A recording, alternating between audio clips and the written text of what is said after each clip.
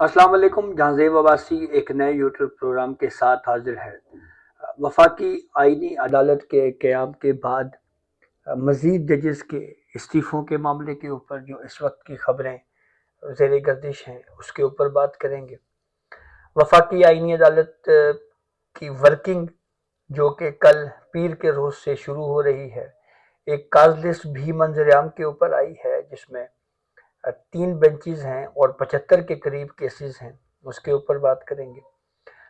پھر آپ کو یہ بھی بتائیں گے کہ جو اب تک کی فیڈرل کانسٹیٹیوشنل کورٹ میں ججز اپوائنٹ ہو چکے ہیں ان میں سے ایک جج جو ماضی میں پی سی او جج کے طور کے اوپر بھی جانے جاتے تھے، ان کے اوپر تنقید کی جا رہی ہے. اس پہ بھی بات کریں گے اور اس سے متعلقہ اور بھی تمام خبریں جو ہیں وہ اس ویڈیو میں آپ سے شیئر کریں گے. تفصیلات میں جانے سے پہلے ایک آپ سے ریکویسٹ ضرور ہوگی کہ چینل کو سبسکرائب کر لیں تاکہ نئی آنے والی ویڈیو یا اپڈیٹ آپ کو بر وقت مل سکے.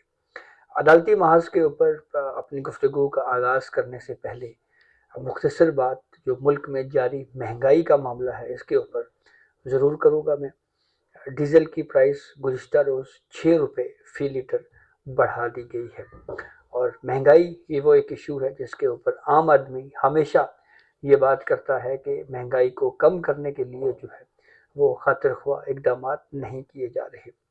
جتنی بھی حکومتیں ہیں جب وہ اپوزیشن میں ہوتی ہیں تو یہ نعرہ لگاتی ہیں کہ وہ مہنگائی کم کریں گی، عام آدمی کی جو طرز زندگی ہے اس کو بہتر بنایا جائے گا. لیکن وہی حکومتیں چاہے وہ پاکستان پیپلز پارٹی کی ہے، پاکستان تحریک انصاف ہے، مسلم لیگ نون ہے، جب وہ حکومت میں آتی ہیں تو وہ وعدے ہمیں پورے ہوتے ہوئے دکھائی نہیں دیتے. ابھی رانا ثناء اللہ کا میں ایک سٹیٹمنٹ سن رہا تھا، بلکہ وہ آپ سے بھی شیئر کرتا ہوں. بڑی انٹرسٹنگ کر کے آپ گراؤنڈ ریئلٹی تو بہرحال یہی ہے جی. رانا ثناء اللہ صاحب نے یہ کہا ہے جی کہ آج مہنگائی غربت سے عام آدمی ناراض اور غصے میں ہے. یہ مہنگائی ہماری لائی ہوئی نہیں. حکومت چاہتی ہے کہ مہنگائی کم کی جائے لیکن آئی ایم ایف نے اجازت نہیں دی. تو حکومتیں تو چاہتی ہے کہ مہنگائی کم ہو جائے لیکن آئی ایم ایف اجازت نہیں دیتی. تو یہی نچوڑ ہے جناب. اب اس سے زیادہ اور کیا بات کریں. تو عدالتی محاذ کے اوپر بڑھتے ہیں، اس طرح بات کرتے ہیں. کاز لسٹ جو اس وقت سرکولیٹ ہو رہی ہے اس میں آئندہ عدالتی ہفتے میں وفاقی آئینی عدالت میں 3 بینچز مقدمات کی سماعت کریں گے. چیف جسٹس وفاقی آئینی عدالت جسٹس امین الدین خان، ان کا ایک رکنی ایک کوٹ ایک جج پر مشتمل بینچ وہ خود ہی ہیں کیس سنیں گے.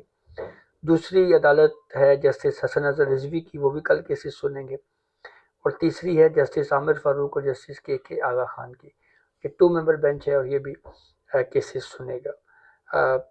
مجموعی طور کے اوپر ہر بینچ یا ہر عدالت کے سامنے جو ہے وہ 5 کیسز ہیں اور روزانہ کے 25 کیسز اور 5 دنوں کے 75 مقدمات جو ہیں یہ بنتے ہیں. یہ زیادہ تر وہی پرانے کیسز ہیں جن میں نو ڈاؤٹ جو ہماری عدلیہ کا ایک ماضی جوڈیشل ایکٹیویزم، ڈیموں کی تعمیر، نئی گشت ڈیم اور فلاں اس طرح کے کیسز جو ہیں وہ سنے جائیں گے. دوسری طرف اگر ہم بات کریں تو ججز کی مستعفی ہونے کے معاملے کے اوپر ہائی کورٹ سے پہلا استعفیٰ کل جسٹس شمس محمود مرزا صاحب کا آیا. ان کے حوالے سے ڈان نے آج لکھا ہے کہ جسٹس شمس محمود مرزا کے جو والد ہیں مرحوم جسٹس ضیاء محمود مرزا، انہوں نے وہ بھی سپریم کورٹ کے سابق جج تھے اور انہوں نے 1996 کے ایک مشہور مقدمے میں جو کہ بینظیر بھٹو کے حوالے سے ان کی حکومت کی برطرفی سے متعلق تھا، اس وقت کے صدر فاروق احمد لغاری نے حکومت ختم کر دی تھی اور برطرفی کے خلاف واحد جو ڈائسنٹ کرنے والا سپریم کورٹ کا بینچ میں موجود ایک جج تھا وہ جسٹس شمس محمود مرزا کے والد مرحوم جسٹس ضیاء محمود مرزا تھے. اور ڈان میں یہ بھی لکھا ہے جی کہ جو جسٹس شمس محمود مرزا ہیں یہ سلمان اکرم راجہ صاحب کے بردر ان لا بھی ہیں. تو ایک تو یہ بیک گراؤنڈ ہے ان کا، اور دوسرا فیڈرل کانسٹیٹیوشنل کورٹ کی اگر ہم بات کریں تو گزشتہ روز کی جو ڈیولپمنٹ یہ تھی کہ جو چیف جسٹس اسلام آباد ہائی کورٹ سرفراز ڈوگر صاحب کی کورٹ ہے آئینی بینچ کے سربراہ جسٹس امین الدین خان جو ہے وہ وہاں کیسز سنیں گے، لیکن اب اطلاع یہ آ رہی ہے کہ جسٹس امین الدین جو ہیڈ ہیں اب فیڈرل کانسٹیٹیوشنل کورٹ کے، وہ جسٹس محسن اختر کیانی صاحب کی جو سینئر پیونی جج کا جو کورٹ ہے وہاں پہ جو ہے وہ کیسز سنیں گے۔ اور ایک خبر پھر یہ بھی ہے کہ اسلام آباد ہائی کورٹ کی انتظامیہ نے عمارت کے اندر وفاقی آئینی عدالت کے لیے 7 کورٹ روم مختص کر دیے ہیں۔ ایڈوکیٹ جنرل اور اٹارنی جنرل کے دفاتر خالی کروا کے نئے قائم ہونے والی عدالت کے کام کو سہولت دینے کے لیے صاف کیے جا چکے ہیں، یعنی انتظامات جو ہیں وہ اس معاملے کے اوپر جاری ہیں۔ اب آتے ہیں فیڈرل کانسٹیٹیوشنل کورٹ کے ججز پہ، بالخصوص جو ہیڈ ہیں، سربراہ ہیں جسٹس امین الدین خان، ان پہ تو میں بات کر چکا ہوں کہ انہوں نے 1 دسمبر کو 65 سال کی عمر مکمل کر کے ریٹائر ہو جانا تھا، لیکن 27ویں آئینی ترمیم کی بدولت ان کی مدت ملازمت میں 3 سال کی توسیع ہوئی ہے۔ ایک تو جسٹس امین الدین خان جو آئینی بینچ کے بھی سربراہ تھے، اب وہ فیڈرل کانسٹیٹیوشنل کورٹ کے سربراہ ہیں۔ جسٹس علی باقر نقوی صاحب کے حوالے سے بھی میں بات کر چکا ہوں، اب وہ فیڈرل کانسٹیٹیوشنل کورٹ میں ہیں۔ اب جسٹس کے آغا خان جو ہیں وہ فیڈرل کانسٹیٹیوشنل کورٹ میں آئے ہیں، تو یہ پی سی او جج رہے ہیں۔ اس کے علاوہ ماضی میں پھر اس کے بعد یہ ہوا کہ یہ پروسیکیوٹر نیب رہے۔ پاکستان پیپلز پارٹی کے بارے میں کہا جاتا ہے کہ ان کے بہت زیادہ قریب تھے جج بننے سے پہلے۔ پھر اس کے بعد جو آئینی بینچز صوبائی سائٹ کے اوپر بننے کا معاملہ تھا، تو اس پہ سندھ ہائی کورٹ میں آئینی بینچز صوبائی سائٹ پہ بنے تھے، تو اس کی سربراہی بھی جسٹس کے آغا خان صاحب کو دی گئی تھی۔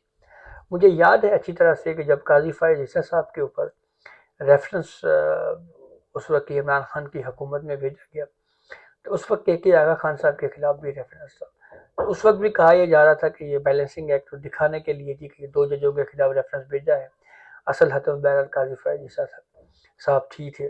تو قاضی فائز عیسیٰ صاحب سے یاد آیا کہ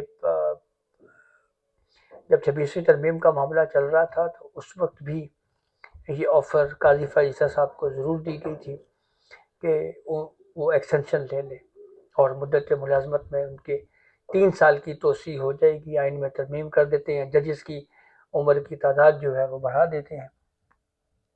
لیکن قاضی فائز عیسیٰ نے نہ صرف انکار کیا بلکہ یہ کہا کہ اگر میری مدت ملازمت اگر آپ بڑھاتے ہیں 3 سال تو میں ریزائن دے کے گھر چلا جاؤں گا۔ تو ایک وہ قاضی فائز عیسیٰ صاحب تھے جنہوں نے اس ترمیم سے کسی بھی قسم کا فائدہ لینے سے اس وقت انکار کیا۔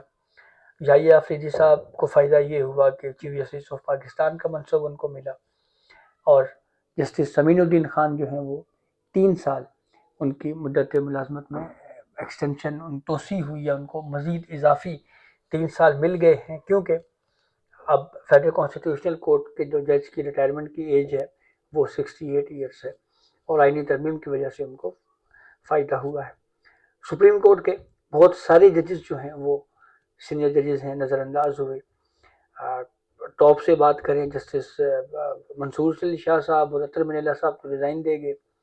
اس کے بعد کی صورتحال کے اوپر بات کریں تو جسٹس عائشہ ہیں، جسٹس منیب ہیں، جسٹس جمال مندوخیل، جسٹس نعیم اختر افغان، ان میں سے کوئی بھی جج فی الحال ہمیں فیڈرل کانسٹیٹیوشنل کورٹ میں نہیں آیا۔